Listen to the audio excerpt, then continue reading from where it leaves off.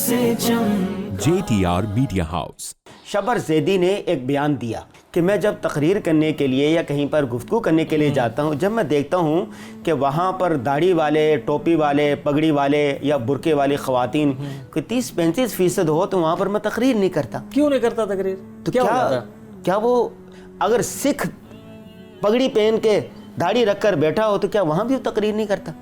عجیب آدمی ہے یہ، یعنی یہ اس کے پیچھے لاجک کیا ہے، اس کو سمجھنا چاہیے نا۔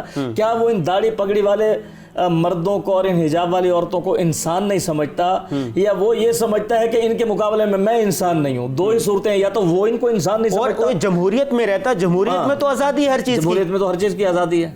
پھر تو جو ان کی پارٹی کے سربراہ عمران خان ہے، وہ جب ریاست مدینہ کی بات کرتے ہیں، ریاست مدینہ کے نام پر خاتون اول بھی تو برقعے میں ہوتی ہیں، برقعے میں ہوتی ہیں نا، اور ریاست مدینہ کے نام پر تو انہوں نے تنخواہیں لی ہیں، ریاست مدینہ کے نام پر تو انہوں نے کھایا ہے، ریاست مدینہ کے نام پر تو ان کا گھر چلا ہے، ریاست مدینہ کے نام پر تو انہوں نے ووٹ ڈالے ہیں۔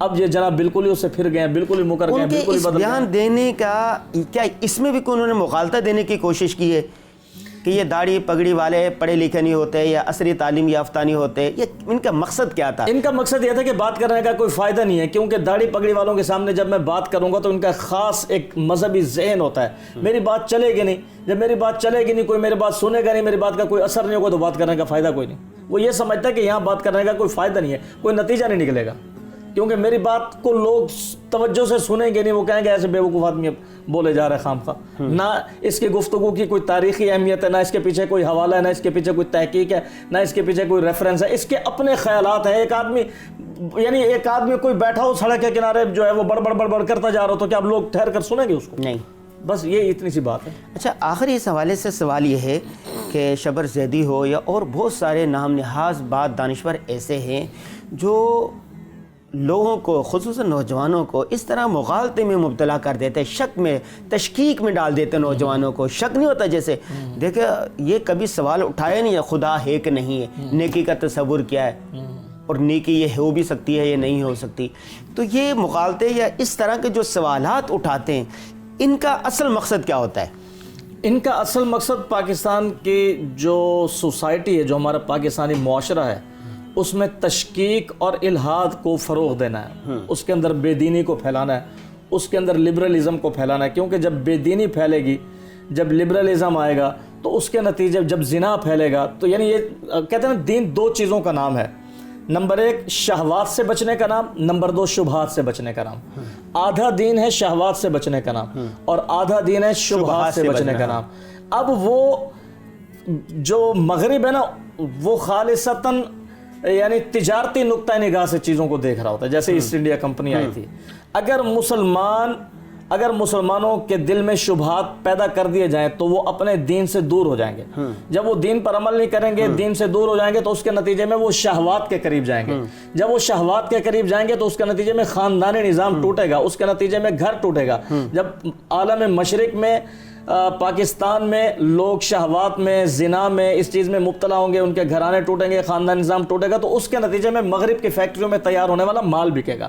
مثال کے طور پر ایک گھر میں اگر 4 بھائی رہتے ہیں اکٹھے، ٹھیک ہے، تو ان 4 بھائیوں کو ایک کمرے کا پنکھا کافی ہے، ان 4 بھائیوں کو وہ ایک دوسرے کے کپڑے بھی پہن لیں گے، ان کو ایک قالین کافی ہے، ان کو صوفے کا ایک سیٹ کافی ہے، ان کو بجلی کا ایک کنیکشن کافی ہے، ان کو پانی کا ایک کنیکشن کافی ہے۔ لیکن یہ 4 بھائی جب ایک دوسرے سے علیحدہ ہو جائیں گے، بہنیں علیحدہ ہو جائیں گی، پھر پانی کا کنیکشن بھی ہر کسی کو الگ چاہیے، پھر صوفہ بھی الگ چاہیے، پھر موبائل فون بھی الگ چاہیے، پھر گاڑی بھی الگ چاہیے، پھر گھر بھی الگ چاہیے، پھر قالین بھی الگ چاہیے، پھر برانڈڈ کپڑے بھی الگ چاہیے، پھر جوتے بھی الگ چاہیے۔ تو یہ ہمارا جو خاندانی نظام ہے، اس کے نتیجے میں مغرب کی معیشت تباہ ہو جاتی ہے۔ تو وہ چاہتے ہیں کہ ہمارا مال منڈیوں تک پہنچے اور بکے۔ مثال کے طور پر پردے، حجاب کے خلاف کیوں مسئلہ ہوتا ہے؟ پردے کے خلاف کیوں مسئلہ ہوتا ہے؟ وجہ اس کی یہ ہے کہ جب کوئی عورت با پردہ ہوتی ہے تو پھر وہ کاسمیٹکس انڈسٹری کے مقاصد پورے نہیں ہو رہے ہوتے ہیں۔ اب اس نے سر کو ڈھانپا ہوا ہے تو اس کے سر میں خشکی ہے یا سکری ہے یا اس کے بال جیسے بھی ہیں، جب وہ دکھا ہی نہیں رہی لوگوں کو تو اس کو یہ مسئلہ بھی نہیں ہے کہ میرے بالوں کے ساتھ کوئی مسئلہ ہے، لہٰذا اب اس کو ضرورت نہیں ہے وہ شیمپو جب چاہے کرے جب چاہے نہ کرے۔ ایک ننگے سر عورت جو دن میں 5 ٹائم گھر سے باہر نکلتی ہے، ظاہر سی بات اس نے 5 ٹائم شیمپو کرنا ہے، ظاہر سی بات اس نے 5 ٹائم میک اپ بھی کرنا ہے، ظاہر سی بات اس نے 5 ٹائم رنگ گورا کرنے والی کریم بھی لگانی ہے۔ ایک عورت ہے جس نے حجاب لیا ہوا ہے, جس نے نقاب لگایا ہوا ہے, نہ اس کے بالوں کے لیے اس کو جو ہے وہ 5 ٹائم, ایک آدھ ٹائم میں وہ ظاہر سی بات ہے صفائی ستھرائی جب اس نے نہانا ہوگا کر لیا, ٹھیک ہے, نہ اس کو میک اپ کی ضرورت ہے 5 ٹائم, نہ اس کو شیمپو کی ضرورت ہے, نہ اس کو باقی لوازمات کی ضرورت ہے. تو اس وجہ سے وہ یہ جو رویہ ہے, یہ جو لائف سٹائل ہے, یہ مغرب کے بزنس کو نقصان پہنچانے والا لائف سٹائل ہے. مغرب کا بزنس چلے گا ہی اس وقت جب عورتیں بے حجاب ہو جائیں. وہ جتنی بے حجاب ہوتی چلی جائیں گی, اس کی فیکٹریوں میں اس حوالے سے بننے والا مال زیادہ سے زیادہ بکے گا.